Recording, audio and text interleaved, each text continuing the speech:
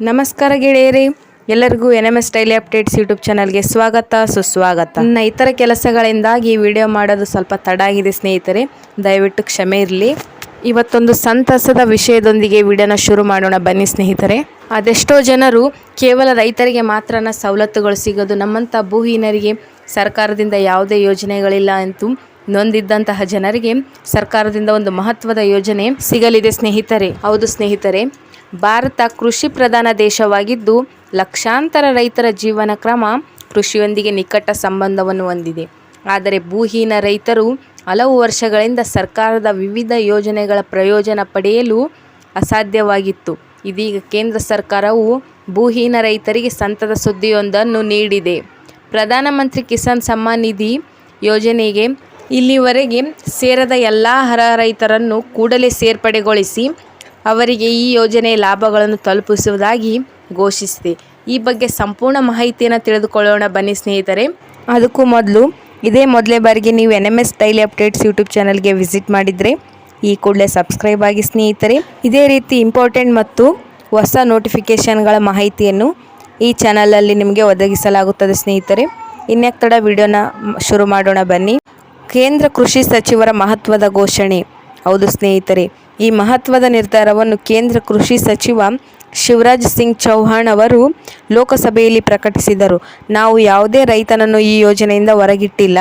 ಆದ್ದರಿಂದ ರಾಜ್ಯ ಸರ್ಕಾರಗಳು ಕೂಡಲೇ ಈ ಯೋಜನೆಯೊಂದಿಗೆ ಅವರ ಹೆಸರು ಲಿಂಕ್ ಮಾಡಲು ಮತ್ತು ಲಾಭ ನೀಡಲು ಕ್ರಮ ತೆಗೆದುಕೊಳ್ಳಬೇಕು ಎಂದು ಸಚಿವರು ಹೇಳಿದ್ದಾರೆ.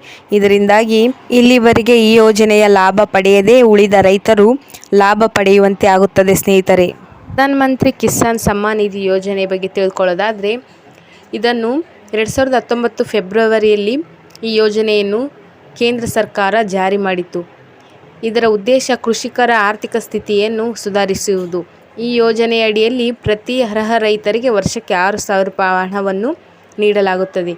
ಈ ಮೊತ್ತವನ್ನು 3 ಕಂತುಗಳಾಗಿ ಪ್ರತಿ 4 ತಿಂಗಳಿಗೊಮ್ಮೆ 2,000ವನ್ನು ನೇರವಾಗಿ ಅವರ ಬ್ಯಾಂಕ್ ಖಾತೆಗೆ ಜಮೆ ಮಾಡಲಾಗುತ್ತದೆ. ಯೋಜನೆಗೆ ಅರ್ಹರಾಗಲು ರೈತರು ಈ KYC ಪ್ರಕ್ರಿಯೆಯನ್ನು ಪೂರ್ಣಗೊಳಿಸಿರಬೇಕು ಮತ್ತು PM ಕಿಸಾನ್ ಪೋರ್ಟಲ್ನಲ್ಲಿ ನೋಂದಾಯಿಸಿಕೊಂಡಿರಬೇಕು ಹಾಗೂ ಪ್ರತಿ ರೈತರ ಭೂ ಮಾಲೀಕತ್ವದ ದಾಖಲೆಯನ್ನು ಹೊಂದಿರಬೇಕೆಂದು ತಿಳಿಸಿರುತ್ತಾರೆ. ರಾಜ್ಯ ಸರ್ಕಾರಗಳಿಗೆ ಕೇಂದ್ರ ಸರ್ಕಾರದ ಸೂಚನೆ.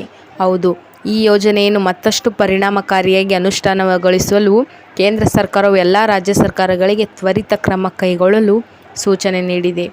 ಇದುವರೆಗೆ ಅರ್ಹ ರೈತರು ಯೋಜನೆಯ ಲಾಭವನ್ನು ಪಡೆಯದೇ ಇದ್ದರೆ ತಕ್ಷಣವೇ ಅವರ ಹೆಸರನ್ನು PM ಕಿಸಾನ್ ಪೋರ್ಟಲ್ಗೆ ಲಿಂಕ್ ಮಾಡಿ ಹಣ ನೀಡುವ ಕಾರ್ಯವನ್ನು ರಾಜ್ಯ ಸರ್ಕಾರಗಳು ನಿರ್ವಹಿಸಬೇಕು ಎಂದು ಕೇಂದ್ರ ಸಚಿವ ಶಿವರಾಜ್ ಸಿಂಗ್ ಚೌಹಾಣ್ ತಿಳಿಸಿರುತ್ತಾರೆ.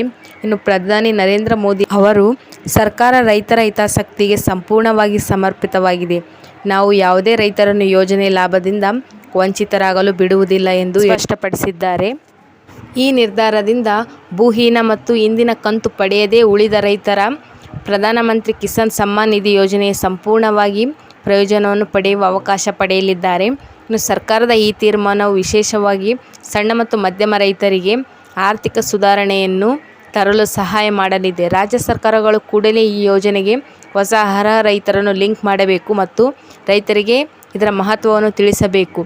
ಪ್ರತಿದಿನ ಹೀಗೆ ಹೊಸ ಮತ್ತು ಇಂಪಾರ್ಟೆಂಟ್ ನೋಟಿಫಿಕೇಷನ್ನ ಪಡೆಯಲು ನೀವು ನಮ್ಮ ಚಾನಲ್ಗೆ ಸಬ್ಸ್ಕ್ರೈಬ್ ಆಗಿ ಸ್ನೇಹಿತರೆ. ಇಲ್ಲಿವರೆಗೂ ವಿಡಿಯೋನ ನೋಡಿದ್ದಕ್ಕೆ ಎಲ್ಲರಿಗೂ ಧನ್ಯವಾದಗಳು.